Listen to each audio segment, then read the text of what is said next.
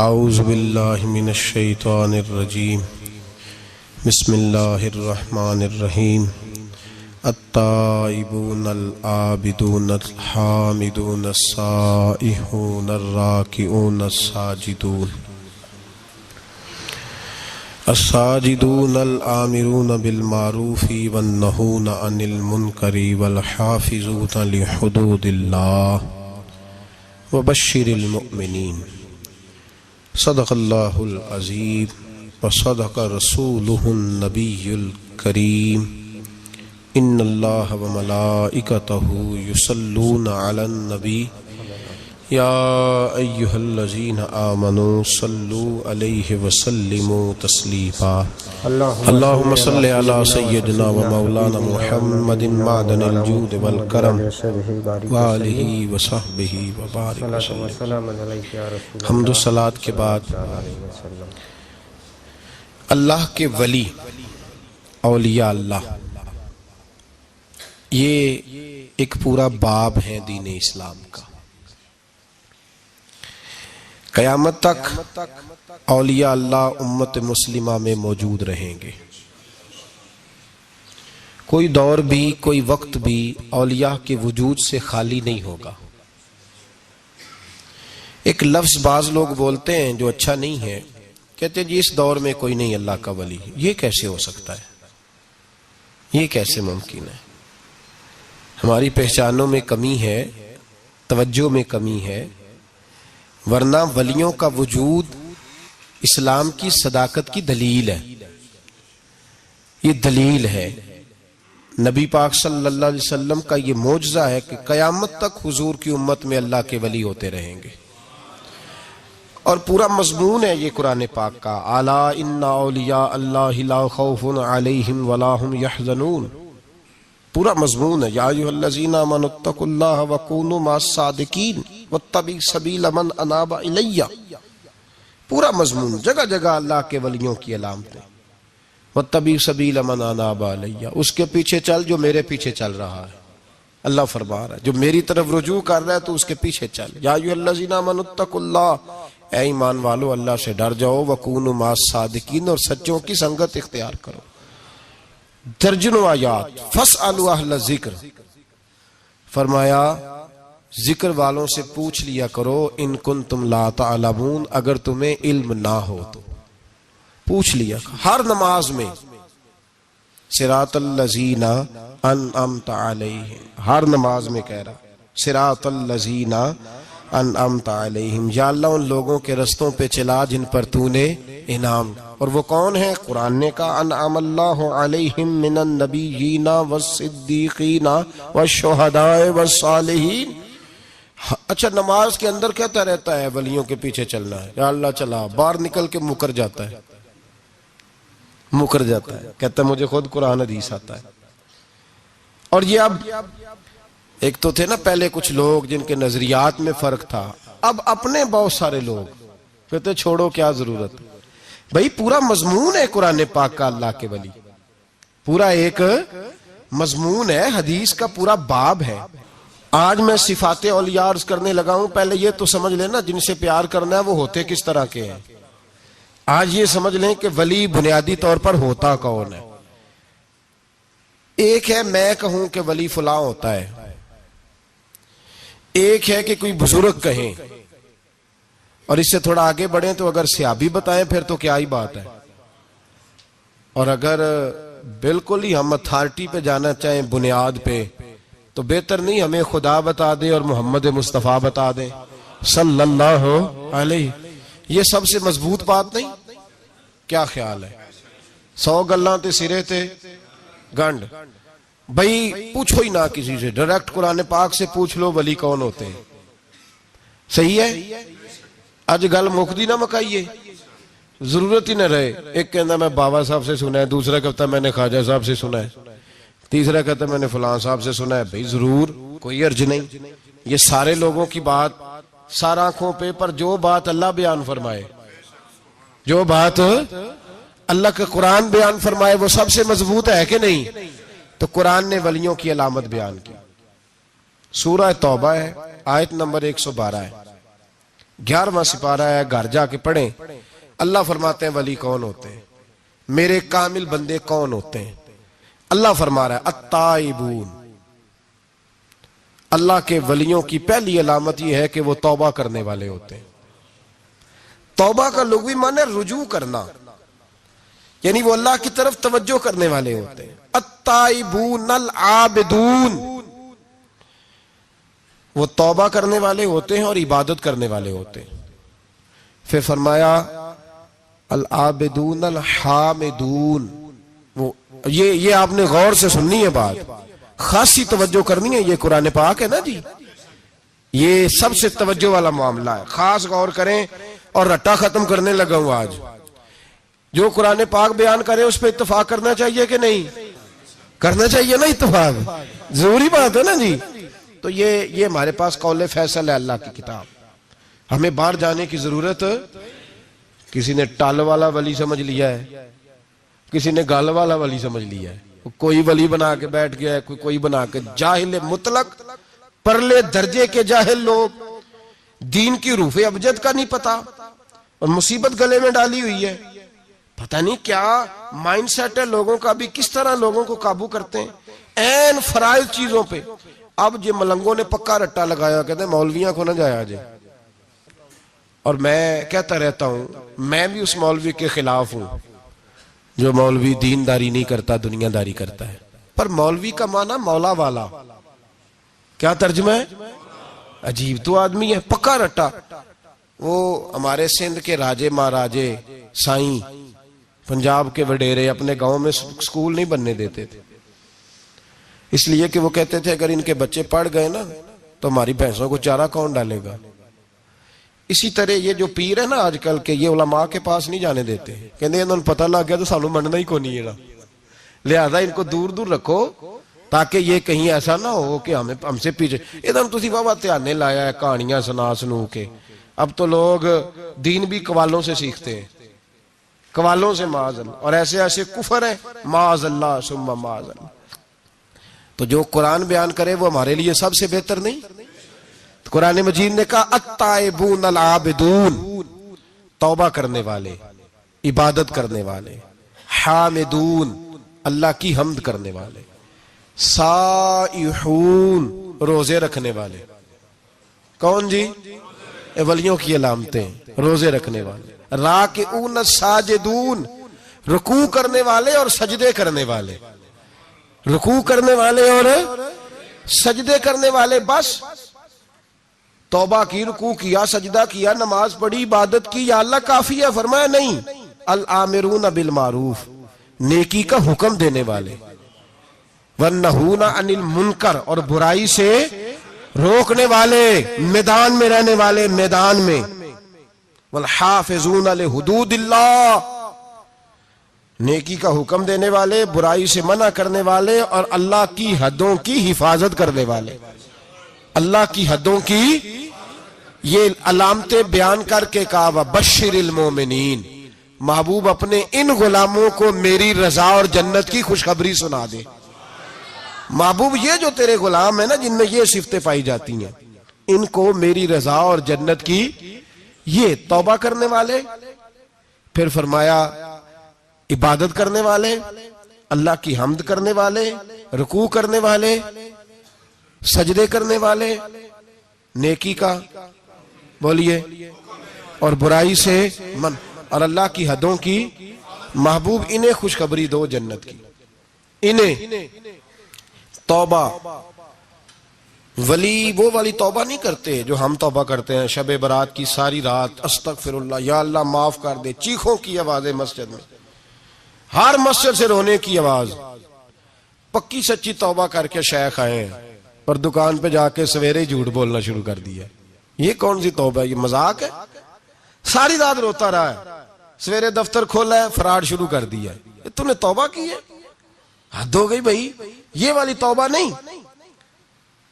ایک توبہ میرے نبی پاک بھی کیا کرتے تھے بھائی، توبہ تو ہے رب سے رشتہ بنانے کا نام۔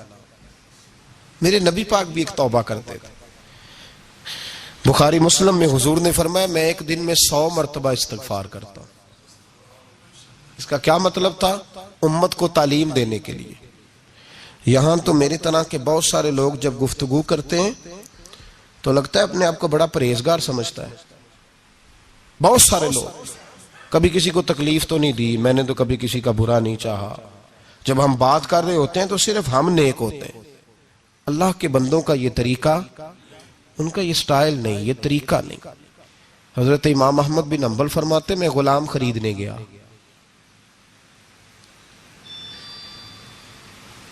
اس نے میرے ساتھ شرط رکھی کہ حضور آپ مجھے خرید کے لے جانے ہیں، میری شرط یہ ہے کہ میں دن کو آپ کی ڈیوٹی کروں گا، رات کو نہیں کروں گا.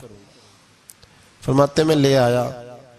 گھر لا کے میں نے پوچھا تیرا نام کیا ہے؟ کہنے لگا حضور غلاموں کا نام نہیں ہوتا. کھائے گا کیا؟ حضور غلاموں کی چاہت نہیں ہوتی. جس نام سے پکارو گے آ جاؤں گا، جو دو گے کھا لوں گا. کہا کس کمرے میں رہو گے؟ کہا حضور غلاموں کے نخرے نہیں ہوتے. کہتے میں نے کہا پھر بھی یہ کمرے ہیں پسند کر لو. ایک ٹوٹا پھوٹا سا کمرہ اس نے پسند کر لیا. امام احمد بن حنبل فرماتے ہیں میں اسے کام بتاتا پر اتنی محنت سے کرتا کہ کمال کر دیتا، میرے اشارے سمجھتا. ایک دن میں تہجد کے وقت اٹھا، اس کے کمرے میں گیا تو وہ توبہ توبہ پکار رہا تھا. سنو ولیوں کی توبہ. فرماتے اس کے کمرے سے چیخنے کی، یا اللہ معاف کر دے، یا اللہ معاف کر دے، اللہ معافی دے دے. تڑپ رہا ہے، رو رہا ہے. اور امام احمد بن حنبل فرماتے ہیں حال یہ ہے کہ اس کے کمرے سے لے کر آسمان تک نور ہی نور پھیلا ہوا ہے، نور ہی نور. اور وہ روتا ہے یا اللہ معاف کر دے، یا اللہ معاف کر دے. فرماتے ہیں میں سوچنے لگا معافی کس چیز کی مانگ رہا ہے. فرماتے ہیں وہ خود ہی بولا اور معافی دیکھو بھائی، توبہ دیکھو اللہ والوں کی. کہنے لگا اے اللہ میں تیرا بندہ ہوں، تو نے زندگی دی، نعمت دی، آنکھیں دی، کان دیے، سانسیں چلائیں، بغیر مانگے سارا کچھ دیا. چاہیے تو یہ تھا کہ میں دن رات تیری بارگاہ میں جھکا رہتا، پر مجھے معاف کر دے. میرے اوپر امام احمد بن حنبل کے بھی حقوق ہیں، میرے مالک کا بھی حق ہے، اس لیے میں دن سارا عبادت نہیں کر سکتا، بس 5 نمازیں پڑھ سکتا ہوں. رات میں جاگتا رہتا ہوں تیرے حضور. اللہ وہ جو سارا دن میں عبادت نہیں نہ کر پاتا مجھے معاف کر دے. خدایا میری غلطی معاف کر دے، اللہ مجھے بخش دے. اور راتی ساری کر کر زاری، نیند اکھاں تھی توندے، فجرے ہوئی گناہگار کا آون. سب تو نہیں، یا اللہ چاہیے تھا میں 24 گھنٹے سجدے کرتا، بخش دے، یہ میری خطا معاف کر دے. ساون کی کالی راتوں میں جب بوندا باندی ہوتی ہے وہ راتوں کو اٹھ اٹھ روتے، جب خلقت ساری سوتی ہے. اور درویش کہنے لگے رات پوے تے بے دردانو، نیند پیاری آوے، درد مندانو یاد سجن دی، ستے امیان جگاوے. یا اللہ معاف کر دے، میں سارا دن سجدے نہیں کر پاتا، سارا دن لمبی نہ معافی دے دے. یہ توبہ ہے اللہ والوں کی. امام احمد بن حنبل فرماتے ہیں فجر کے وقت وہ میرے ساتھ مسجد گیا، میں نے اس کا چہرہ دیکھا، میں اس کو کونے میں لے گیا. میں نے کہا جا تو اللہ کی رضا کے لیے آزاد ہے، جا میں اپنے حق معاف کرتا ہوں، مکان تیرے پاس رہے گا، کھانا تجھے ملے گا، تو آزاد ہے. اس نے کہا حضور ہوا کیا؟ ہوا کیا؟ ہماری تو خواہش ہے نا کہ بندہ اس وقت ملنے آئے جب میں تسبیح پڑھ رہا ہوں، کوئی اس وقت گھر پہنچے جب میں سجدے میں ہوں، لوگوں کو پتا چلے بڑا نیک ہے، بڑا نمازی ہے. اس وقت کسی کی نظر پڑے جب میں بالکل قرآن پاک پہ بیٹھا ہوں. فرماتے ہیں جب میں نے کہا نا تو آزاد ہے، تو کہنے لگا حضور کیا ہوا؟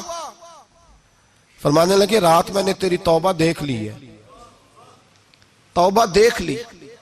امام صاحب فرماتے ہیں وہ پھر تڑپ کے رویا، سجدے میں سر رکھا. تو نے یہ کیا عجب کیا، مجھ کو بھی فاش کر دیا، میں ہی تو ایک راز تھا سینہ کائنات میں، میں سراپا مخزن راز تھا، میں رہا تھا مدتوں راز میں. یہ تیرا شوق دید کشاں کشاں مجھے بھی کھینچ لایا مجاز میں.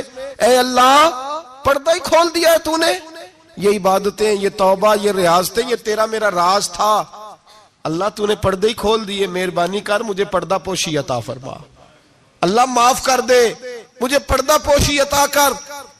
حضرت امام احمد بن حنبل فرماتے ہیں سجدے میں اس نے بلند آواز سے اللہ اکبر کہا، پھر وہ گرا، اس کی روح پرواز کر گئی، پرواز کر گئی، چلا گیا، رخصت ہو گیا۔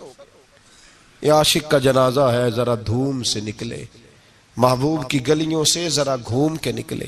او بھائی اس بات پہ بھی توبہ ہے کہ یا اللہ میں سارا دن نفل نہیں پیے، یہ اللہ کے ولیوں کی توبہ ہے۔ سارا کچھ کر کرا کے نا، سارا کچھ کر کرا کے پھر بھی معافی، ڈیوٹیاں کر کے ساری پھر بھی معافی، یا اللہ معاف کر دے۔ سارا دن عبادت کر کے پھر بھی کہتے اللہ بخش دے۔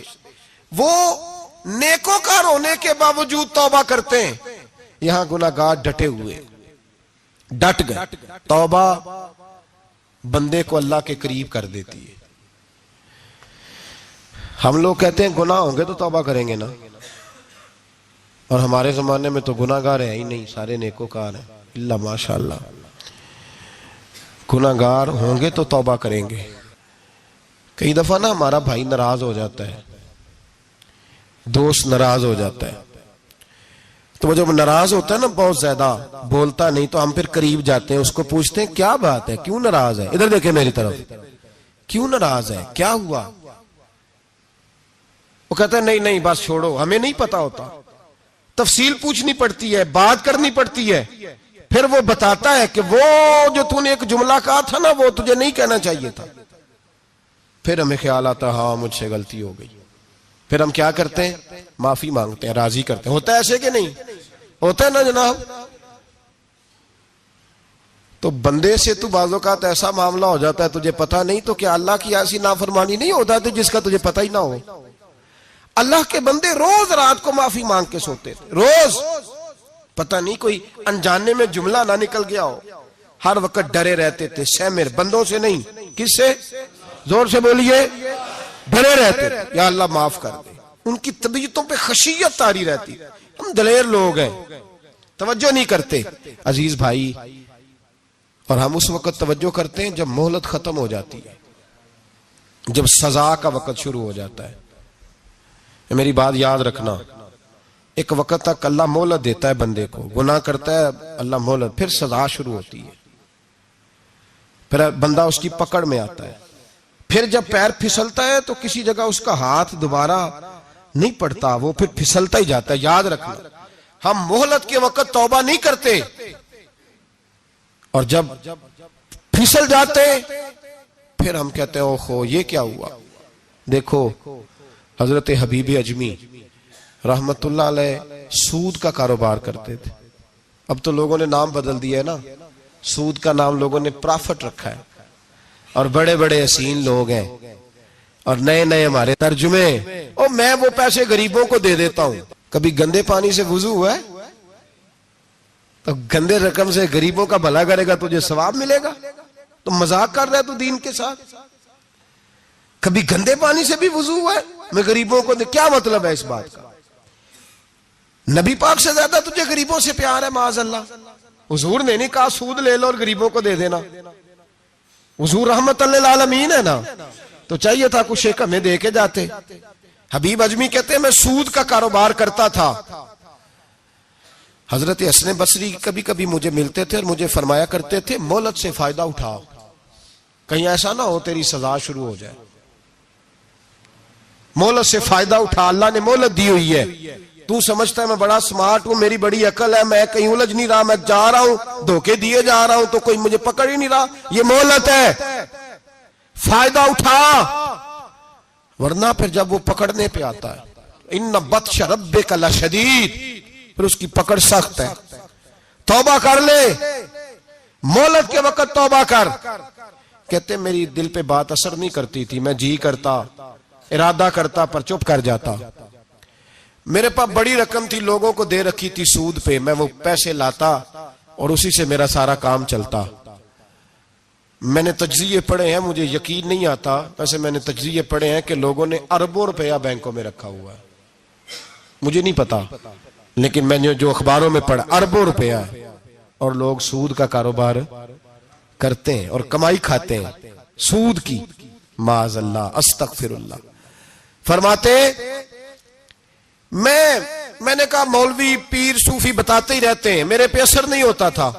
فرماتے ایک دن نا ایک بندے کی گوشت کی دکان تھی، اس سے میں نے سود لینا تھا، میں اس کی دکان پہ گیا، پیسے رکھ۔ اس نے کہا یار مہلت دے، نہیں ہے۔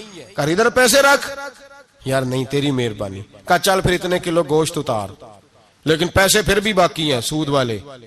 کہتے وہ گوشت میں اتار کے لایا، میری بیوی بھی مجھے روز سمجھاتی تھی کہ باز آ جا۔ کہتے میں گوشت گھر لایا، حضرت بی بی اجمی کہتے میری بیوی نے پکانے کے لیے ہنڈیا چولہے پہ چڑھائی، اور ابھی اس نے مسالہ ڈال کے اس کے اندر چمچہ گھمایا ہی تھا کہ وہ سارا خون بن گیا۔ میری بیوی چلائی، کہنے لگی جلدی آ، تو بھی برتن لا، بچے بھی بلا، میں بھی بیٹھتی ہوں، یہ خون بن گیا جو تو غریبوں کا نچوڑ کے لایا تھا، آج خون پیئیں گے سارے، آ جا۔ کہتے اب میرے ذہن میں بات گونجی حضرت حسن بصری کی کہ وقت پہ توبہ کر لے، کہیں تیری سزا نہ شروع ہو جائے، مہلت کے وقت توبہ کر، کہیں سزا نہ شروع ہو جائے، آج بچ جا۔ فرماتے آواز گونجی، میں سمجھ گیا کہیں سزا تو نہیں شروع ہو گئی، میں تڑپا، بچے گود میں بٹھا کے میں کھول کے رویا۔ میں نے اپنی بیوی سے کہا آج کے بعد نہیں کرتا، کہنے لگی جا پھر، توبہ پہ قائم وہی رہتا ہے جو کسی ولی کے لڑ لگ جاتا ہے، تو ادھر توبہ ادھر ٹوٹ جاتی ہے، جا کسی کے ہاتھ میں ہاتھ دے تاکہ تو توبہ پہ قائم رہے، تاکہ وہ تیری بیٹری چارج کرے، تیرے ایمان کو حرارت دیتا رہے۔ کہتے میں نکلا گھر سے حضرت حسن بصری کے پاس توبہ کرنے، ابھی میں رستے میں تھا تو چھوٹے چھوٹے بچے کھیل رہے تھے۔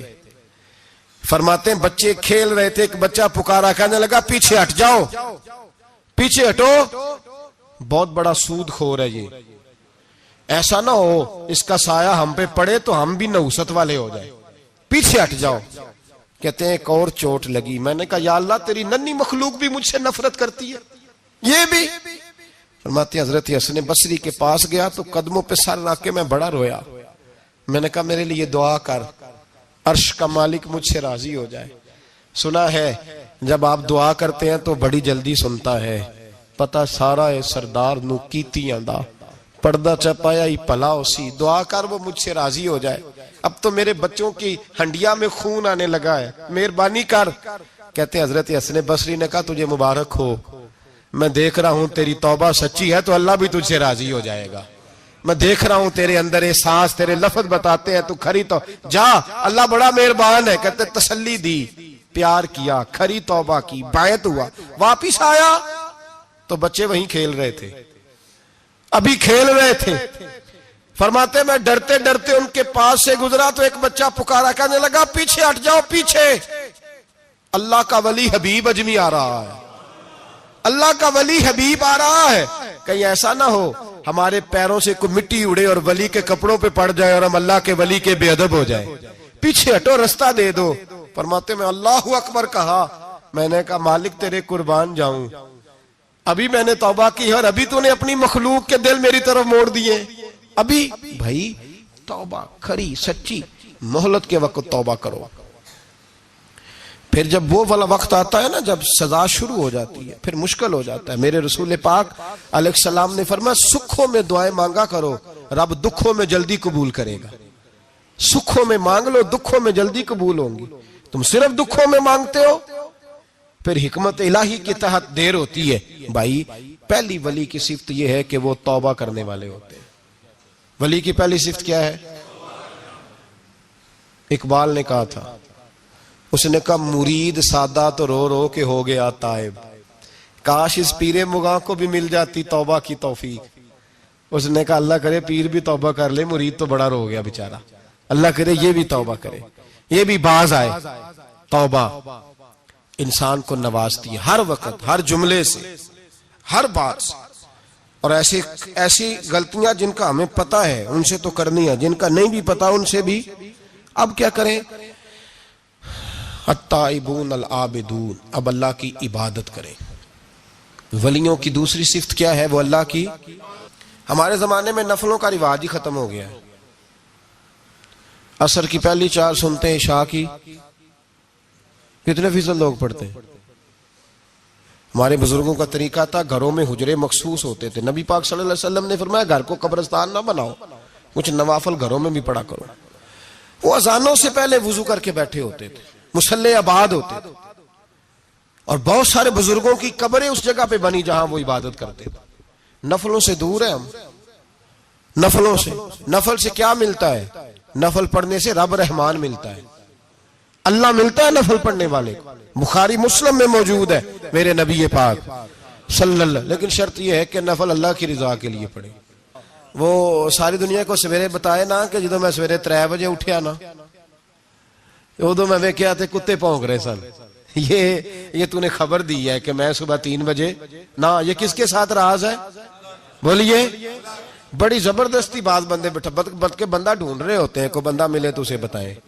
آج جی میں سویرے سویرے اٹھیا، سویرے تے ایک منڈا ٹیلی فون تے لگا سی، میں کہا تسی نفل پڑھن اٹھے سو کہ منڈا ویکھن اٹھے سو؟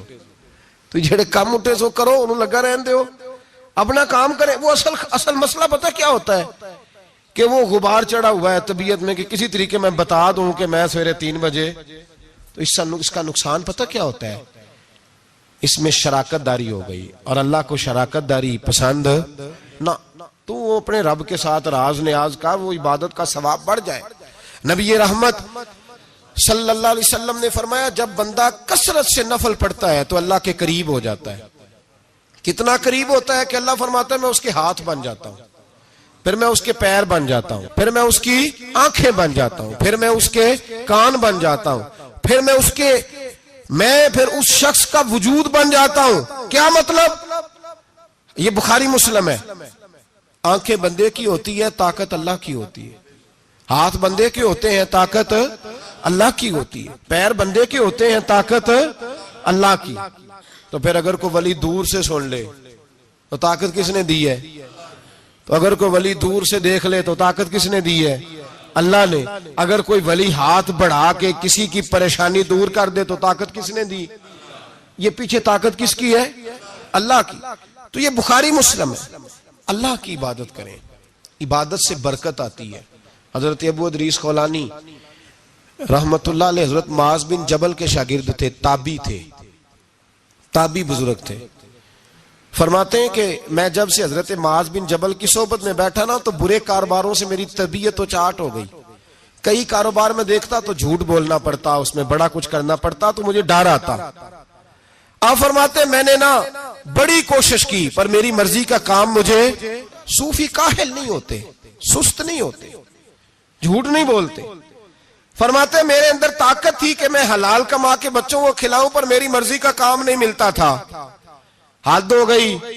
اور جب انسان نیکی کی طرف آتا ہے تو کچھ نہ کچھ آزمائشیں ضرور آتی ہیں، یہ پکی بات ہے، پکی بات۔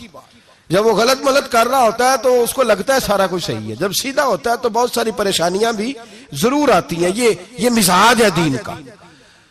آپ فرماتے ہیں میں پریشان رہنے لگا، حالات خراب ہونے لگے، آزمائش سخت ہونے لگی، کاروبار بند ہو گیا، کام ہی کوئی نہیں ملتا تھا، میری بیوی ناراض رہنے لگی۔ ہلکا ہلکا تو اس نے مجھے کہنا شروع کیا، پھر جلال میں آ گئی، اور ایک دن مجھے کہنے لگی اگر آج نانا کچھ لے کے آئے تو بچے لے کے میکے چلی جاؤں گی۔ آپ فرماتے ہیں میں بڑا پریشان ہوا، نکل گیا فجر پڑھ کے کام کی تلاش میں۔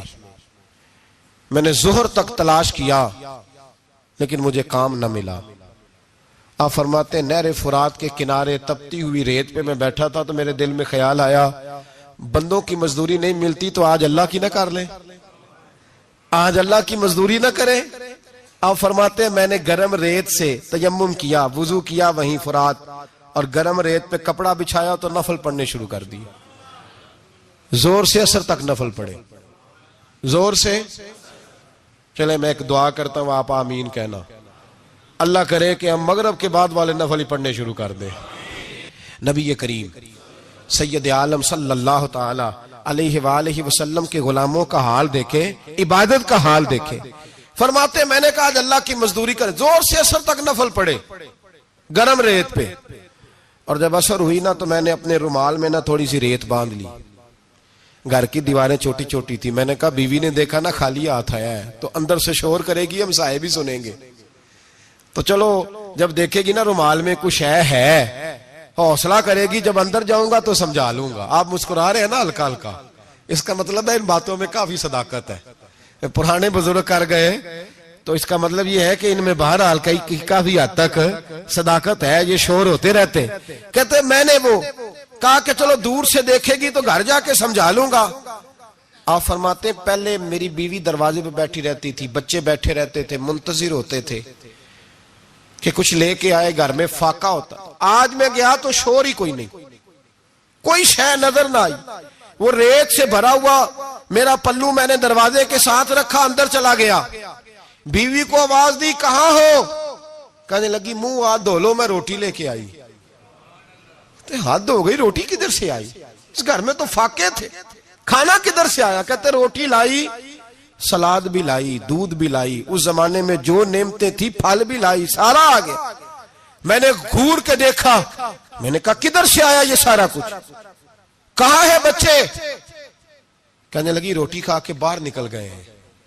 میرے دل میں خیال آیا میری بیوی کا کردار تو چاند سے زیادہ اجلا ہے، تو یہ سارا کچھ کیسے آیا؟ میں نے کہا یہ کہاں سے آیا سارا کچھ؟ تو کہتی ہے میری طرف دیکھ کے کہنے لگی پتہ نہیں آج کس کریم کی مزدوری کرنے چلے گئے تھے، پتہ نہیں کس کریم کی مزدوری پہ چلے گئے تھے. زور ہوئی ہے تو اس نے اناج کی بوریاں بھیجی ہیں، چاول بھیجے ہیں، پھل بھیجے ہیں، اتنا کچھ بھیجا ہے کہ میرے گھر میں رکھنے کو جگہ ہی کوئی نہیں. یہ کہتے کہتے اٹھی اور کہنے لگی پہلے ہی بڑا آیا تھا، اب اور کیا لائے ہو؟ آپ فرماتے میں سکتے میں تھا، اس نے جا کے میرا رومال جو کھولا، میں ریت لایا تھا، رب کریم نے ہیرے بنا دیے، وہ ہیرے بن گئے. آپ فرماتے کہنے لگی کس کریم کی مزدوری پہ گئے تھے؟ فرماتے میں اٹھا اور کچی زمین پہ سر سجدے میں رکھا.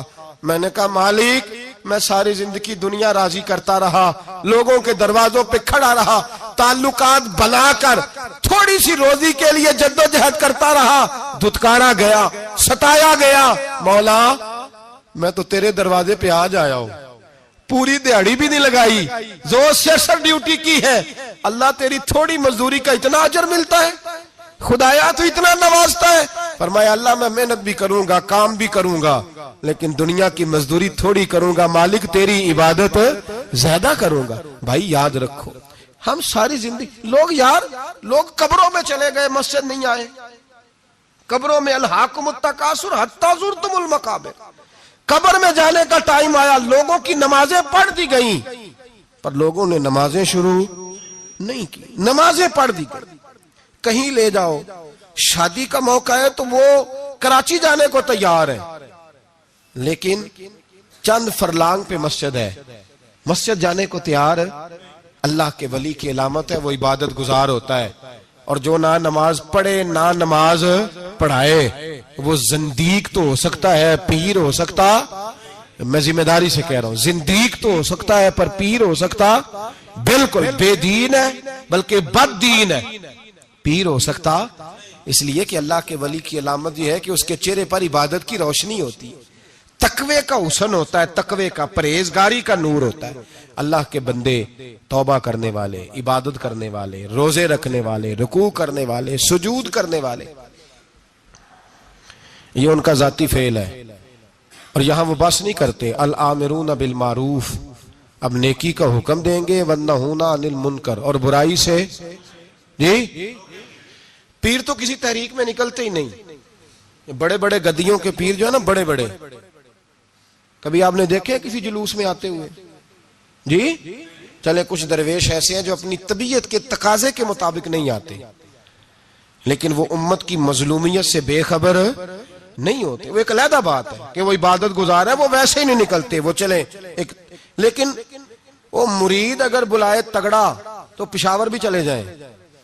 جی لندن کا بھی دورہ کر رہے ہیں، امریکہ بھی ہوا ہے. سنیں بھائی سنیں، یہ قرآن مجید، یہ صفتیں کون بیان کر رہا ہے ولیوں کی؟ کون بیان کر رہا ہے؟ تو کسی ملنگ کی ماننی ہے کہ اللہ کی ماننی ہے؟ تو اللہ کہہ رہا ہے کہ ولی کی صفت یہ ہے وہ نیکی کا حکم دیتا ہے اور برائی سے. پیر صاحب امریکہ چلے جاتے ہیں، لندن یورپ چلے جاتے ہیں، لیکن کسی تحریک میں نہیں، کسی میں نہیں. ناموس رسالت کی بات آئی، پیر سوئے رہے. کون تھے سڑکوں پہ؟ پیر تھے کہ مولوی تھے کہ نعت خواں تھے؟ قوال تھے جن کو سرمایہ کھا گئے جو سارا ہمارا، یہ لوگ تھے. تحریک ختم نبوت میں ڈنڈے کس نے کھائے؟ علماء نے. غازی ممتاز حسین قادری کی تحریک چلی تو سڑکوں پہ کون نکلا؟ تحریک ختم نبوت. بتاؤ نا کسی پیر کا بیان دکھاؤ مجھے جس نے کہا ہو. تھک گئے گلے. ہماری ریکارڈنگیں لا لا کے لوگ ہمیں سناتے ہیں, کہتے ہیں جناب آپ کی سخت تقریریں نوٹ ہو رہی ہیں اور سوشل میڈیا پہ دور دور جا رہی ہیں, تھوڑی احتیاط کریں. میں نے کہا یار کس طرح احتیاط کریں, کیسے احتیاط کریں؟ جس کتے کو اس کا مالک 4 روٹیاں ڈالتا ہے وہ ساری رات آوازیں دے دے کے گزار دیتا ہے کہ میں کسی کو اندر نہیں آنے دوں گا. ہم نے تو ساری زندگی رسول اللہ کا کھایا ہے. تو تیرے کہنے پر خیال کرے, تیرے کہنے پر یہ کیسے ہو سکتا ہے؟ کتا نہیں کر رہا نمک حرامی اور تو ہمیں مشورہ دے رہا ہے. جنہ تنا وچ عشق نہ رچیا کتے ہونا تھی چنگے, اور مالک دے کر راکھی کر دے صابر بھوکے ننگے. ہم سے کوئی آدمی نرمی کی امید نہ رکھے. تم غیرت ایمانی کو للکارو, ہم چپ کر کے بیٹھے رہیں. ختم نبوت کی بات کرو ہم خاموش رہیں. ناموس رسالت کی بات کرو ہم خاموش رہیں. دین فروش اور ہوتے ہیں اور دین کے چوکیدار اور ہوتے ہیں. اور اگر آؤ گے نا کبھی منہ ڈال لے دین کے معاملے میں تو چوکیدار تمہارا مقابلہ کریں گے. اگر مار نہ سکے تو مار ضرور جائیں گے انشاءاللہ تعالی. یہ ارادہ ہے اور یہ وعدہ ہے انشاءاللہ تعالی. مار نہ سکے تو مارے. ہاں یہ یاد رکھو, کوئی آدمی ہم سے کمزوری کی امید نہ کرے. جسے زندگی ہو پیاری وہ یہیں سے لوٹ جائے. میرے قافلے میں شامل کوئی کم ظرف نہیں ہے. حضرت بایزید بستامی رحمت اللہ, ایک بچہ تپلا سرنگی بجا رہا تھا, حضرت گزرے, اس کے ہاتھ میں بانسریہ بھی تھی. فرمانے لگے بند کر, بند کر, میں نہیں بجانے دوں گا. میری موجودگی میں تو بجا ہی نہیں سکتا, میں نائب ہوں اپنے نبی پاک کا, اور حضور صلی اللہ علیہ وسلم کے سامنے کوئی برائی کر نہیں سکتا تھا. نبی کا منصب ہوتا ہے وہ منع کرتے ہیں. اگر نبی منع نہ کرے تو وہ چیز جائز ہو جاتی ہے, حدیث تقریری بن جاتی ہے, اصول میں آ جاتی ہے. فرمایا حضرت بند کر. اس نوجوان نے وہ باجا اٹھایا اور حضرت بایزید کے سر پہ دے مارا. آپ کا سر بھی پھٹ گیا, باجا بھی ٹوٹ گیا. حضرت بایزید علیہ رحمہ گھر گئے. گھر جا کے 2 گھنٹے کے بعد حلوہ پکایا, خادم کو بلایا, فرمایا اس کے گھر جا, یہ تھوڑے سے پیسے دے یا, اس کا باجا ٹوٹ گیا, اس کا نقصان ہو گیا, اسے نقصان کے پیسے دے اور حلوہ دے یا, اس کا دل راضی ہو جائے. اور ساتھ اسے یہ کہہ دینا کہ حضرت بایزید بستامی کہہ رہے تھے حلوہ بھی کھا لے پیسے بھی رکھ لے, پر دوبارہ باجا خرید کے بجانا نا. اگر دوبارہ بجایا تو میں پھر منع کروں گا.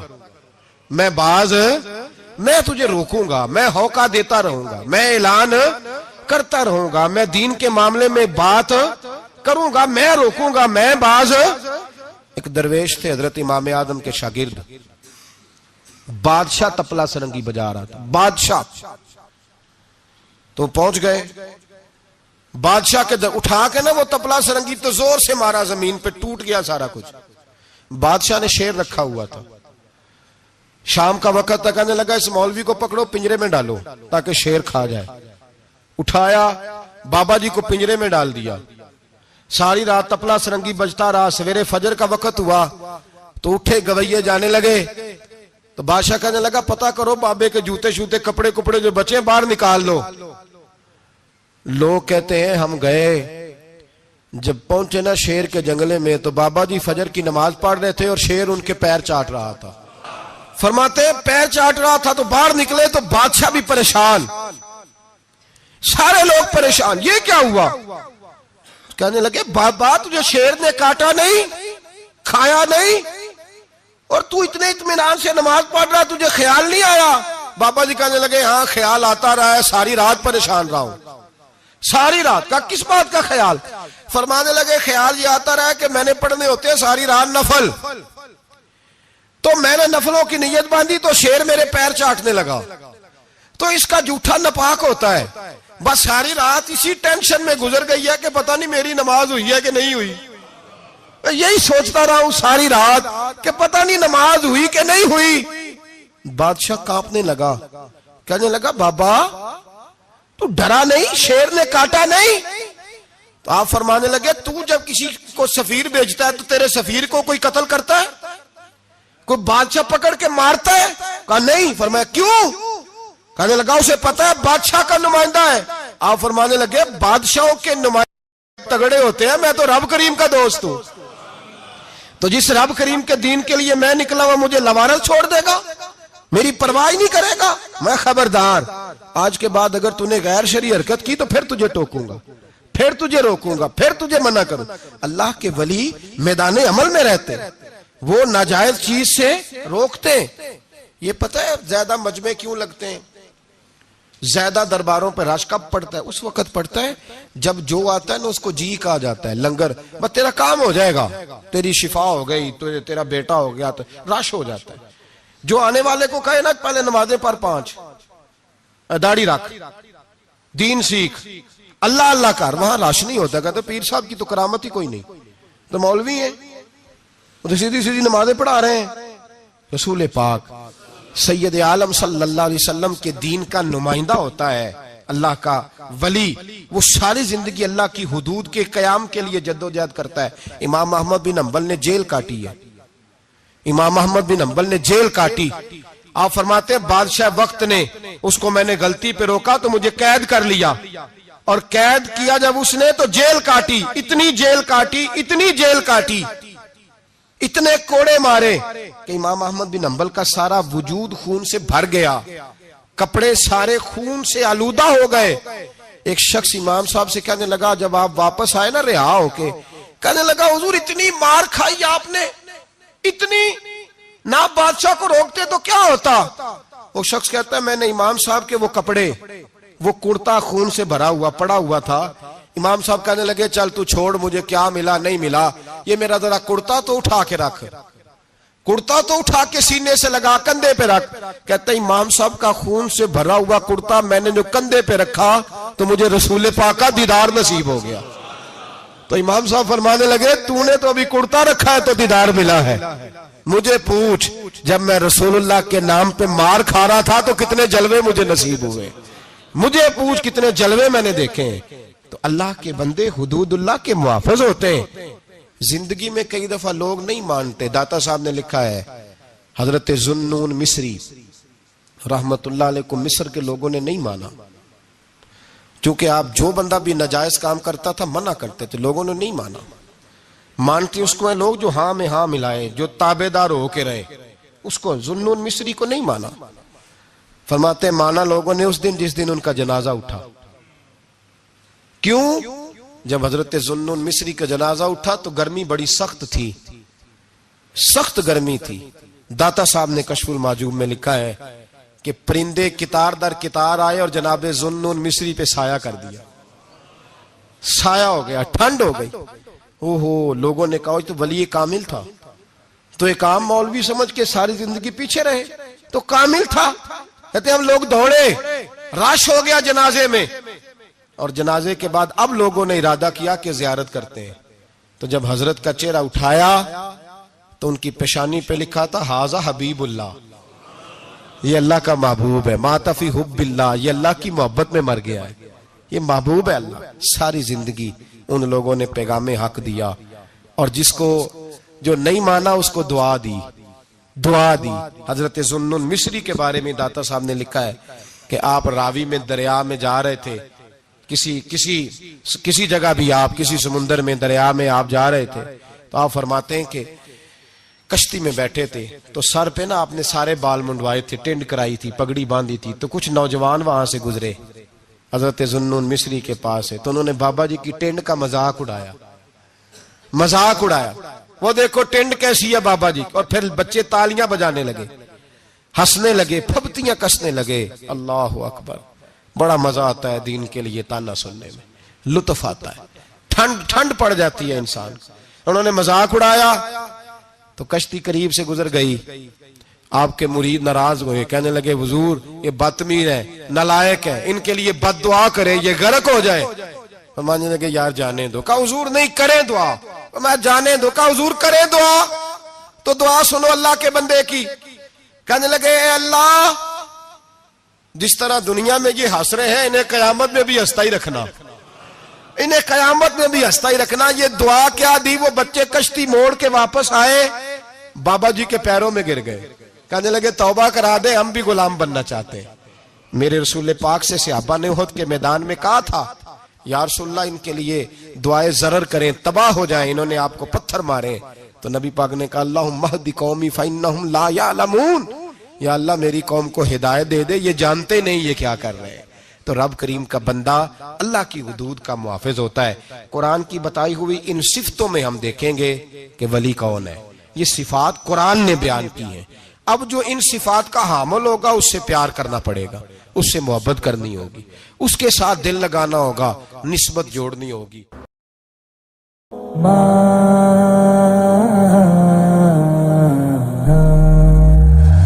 موت کی آغوش میں جب تھا کہ سو جاتی ہے ماں، تب کہیں جا کر کے تھوڑا سا سکون پاتی ہے ماں۔ فکر میں بچوں کی کچھ اس طرح کھل جاتی ہے ماں۔